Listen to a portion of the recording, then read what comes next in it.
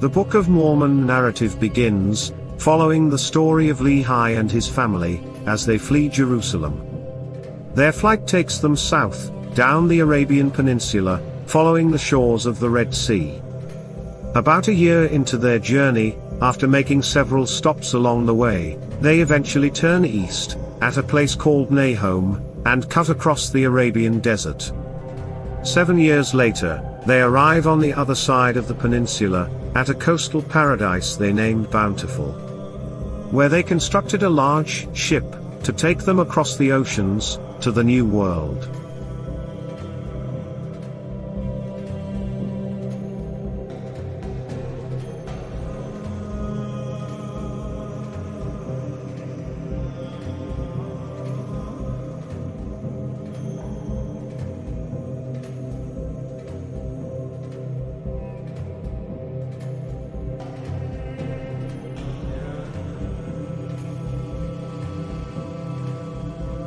Lehi and family leave Jerusalem.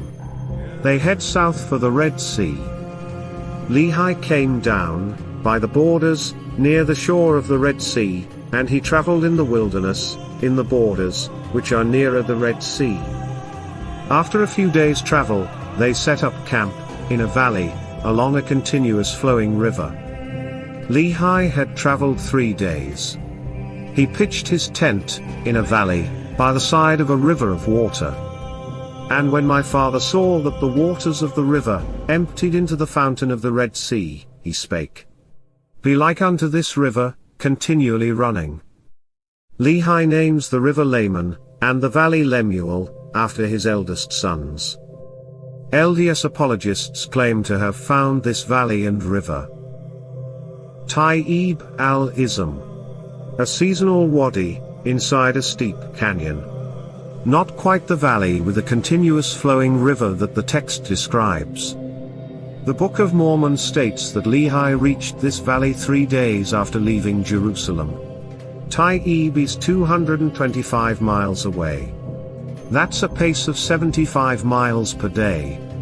Unfeasible for 600 BC, making it too far south. To make this work, some suggest starting the 3-day clock, when they arrive at the Red Sea. If so, this trims 155 miles, leaving a new pace of 23 miles per day. Before moving on from the valley, Lehi's sons make a couple trips back to Jerusalem. Once to retrieve their written history, and another to find wives. They return to camp with Ishmael and his family. Lehi's sons marry Ishmael's daughters, and both families resume the journey together. The families pack up camp, and cross the river Laman.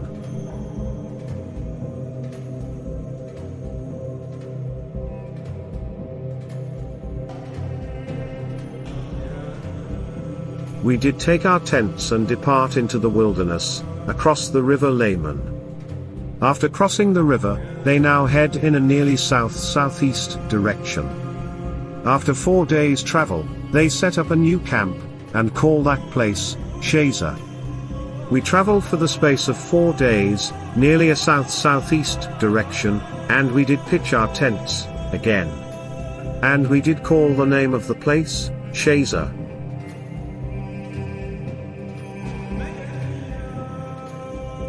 After an unspecified amount of time, they pack up camp, and leave. Heading in the same direction, along the Red Sea.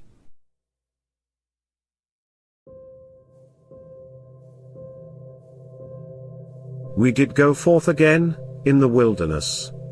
Following the same direction.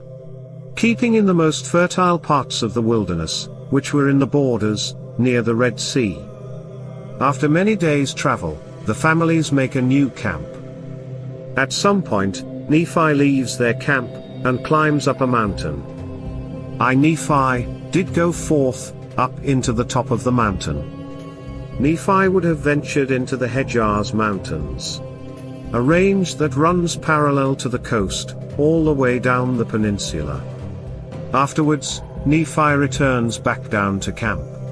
The families resume their journey, heading in the same direction as before, following along the coast.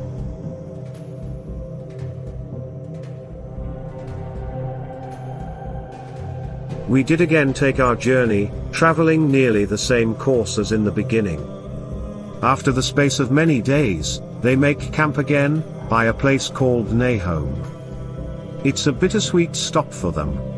The families have been traveling for about a year now, as the newlyweds give birth to their first children. But their patriarch, Ishmael, does not survive the journey. They lay him to rest here. After we had traveled for the space of many days, we did pitch our tents again. Ishmael died, and was buried in the place which was called Nahom.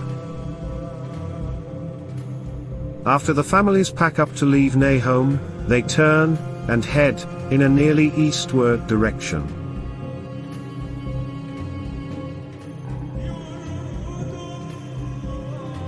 We did again take our journey in the wilderness, and we did travel nearly eastward from that time forth, and we did come to the land which we called Bountiful. From Nahom, it would be a 7-year journey east, crossing the Arabian desert, to Bountiful.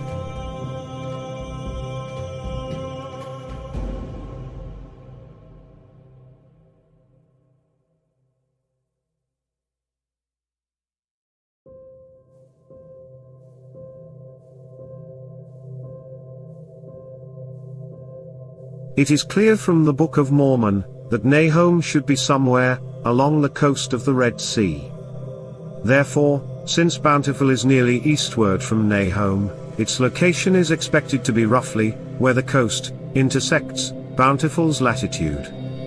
Using the coordinates, of the Mormon proposed location for Bountiful, the southern coast of Nephi. When we trace its latitude, across the peninsula, we arrive at a location along the Red Sea coast, that corresponds to Jazan, Saudi Arabia.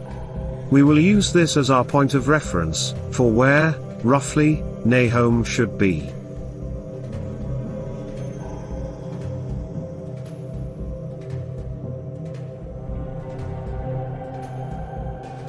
Mormon apologists propose a different location for Nahom. An area that generally corresponds to the Nihm district in Yemen. Over 100 miles inland from the coast. With Jazan as our point of reference, the Nihm district is nowhere close in proximity.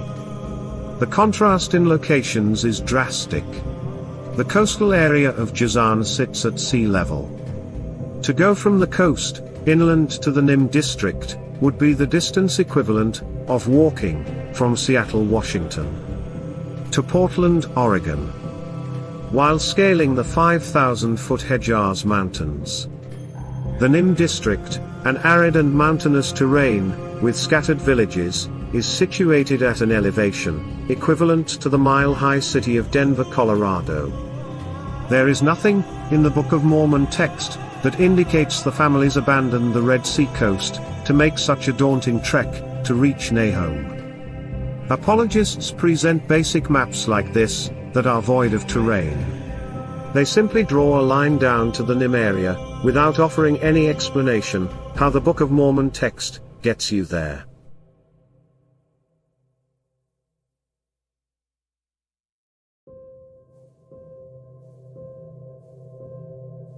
When surveying the peninsula, Nihm is the closest in spelling to Nahom. Their argument is, that Semitic languages, which may not always spell out vowels, make their 3 consonants, NHM, a match. However, their apologists concede that a linguistic link is merely an assumption. The exact equivalency of the root letters cannot be assured. One has to assume, they associated the sound of that local name, with the term Nahom. A Hebrew word that was familiar to, and had meaning for them. Further complicating a Semitic link, is the fact that the Book of Mormon was written in Reformed Egyptian. An unrelated language, belonging to the Afroasiatic family. Even if we consider this link plausible, it does not prove that the name of this Yemeni tribe, was the name of a place, in 600 BC. To reach 600 BC, Apologists refer to inscriptions on ancient altars, at the Baron temple in Mahrib, Yemen, which mention a Nehmite. A translation of an inscription reads, by Athdar, son of Soid, son of Nahom, the Nehmite. It must be noted, that these altars in Mahrib, are not in the present Nihm district. This does raise the question, where exactly did the Nehmites dwell, in 600 BC? Furthermore, the name of a people, does not give us the name of a place. For that, LDS apologists refer to maps of Arabia, with variant spellings of Nihm, that generally correspond, to the present district. The maps date from 1750 AD, onward. Establishing the Nihm district since 1750 AD, brings us closer to the 600 BC date. Leaving only 1,150 years, left to account for. It also proves that these maps predate Joseph Smith's Book of Mormon.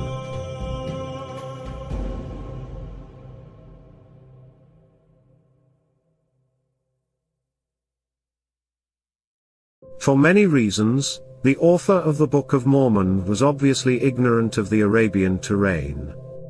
He places a river on a peninsula that has no rivers. He is unaware of the Hejaz Mountains that parallel the Red Sea. Thus, for his story to be true, requires mothers with newborns to scale this 5,000-foot high mountain range. His characters spent 7 years crossing the world's driest desert, where temperatures soar to 120 degrees. His story mentions purported locations in Arabia. None match any known toponyms. To make the story fit, LDS apologists have to turn rivers into wadis and turn valleys into steep canyons. The Book of Mormon text is clear. Nahom is a seaside location west of the Hejaz Mountains. As the Red Sea is the one landmark they followed, and referenced, all the way to Nahom. The Nihm district is in the wrong location. Over 100 miles inland, on the wrong side of the mountains, sitting a mile high in altitude. We then have to assume that the reformed Egyptian Nahom corresponds to the Sabian Nihm tribe in Yemen.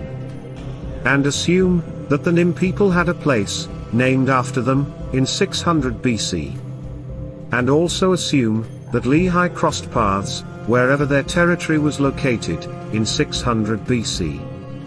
It is just as likely that the author simply examined pre-1830 maps of Arabia with variant spellings of Nihm, or created a variation from biblical names, such as Nahom, Nihm, Nahum, or even Nehemiah. For many LDS faithful, the Nahom Nihm link is regarded as the best evidence to establish any Book of Mormon location. For the skeptic, it's underwhelming that the best evidence for a book, based largely in the New World, are 3 letters found in the Middle East. That no location, unique to the Book of Mormon, has ever been independently verified. And that the Church of Jesus Christ of Latter-day Saints will not endorse any Nahom location, keeps the Book of Mormon in the category of fiction. Get your copy at mormonhandbook.com.